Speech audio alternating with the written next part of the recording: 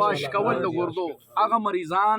لکه داسې دایره جوړه کړي نو دا ټول ملګري به لږ دا هیئت وویني دا هیئت دا شکل دا طریق لږ قاري صاحب بچي هغه مریضان چې د هغوی دارومدار په ډایلیسس باندې بچي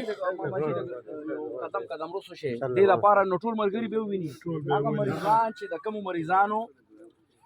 دارومدار په ډایلیسس باندې وي او هغه هفته کې 2 ځل یا 3 ځل بوزي او د هغه واش کوي نو هغه پیسې لګول اخو لا په خپل ځای ده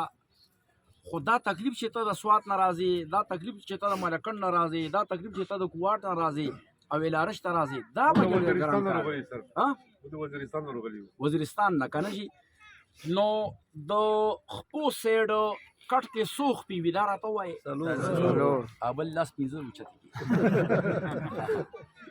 څلور خپې وي د خپو والا سیټ ته به څلور خښتې یو خپې ته کېږي او څلور به بل ته کېږي نو دا کټ به داسې شینې داسې به شي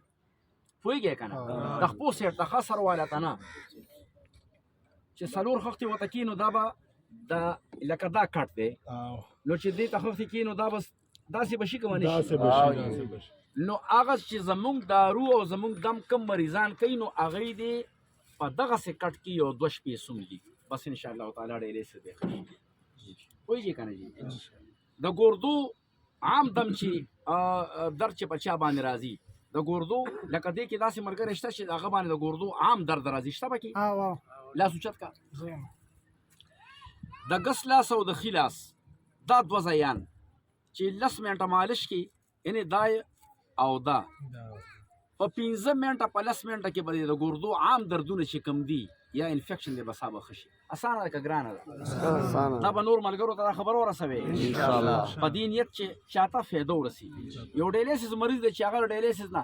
اوس چې د ډایلیسس مریض وي هغه ته تکلیف وي اوس یې دغه شانتې څومله وي او زموږ دا دارو دم وله کوو دی چې که دته ضرورت راغی ما نه جرم وایي اسان دی که ګران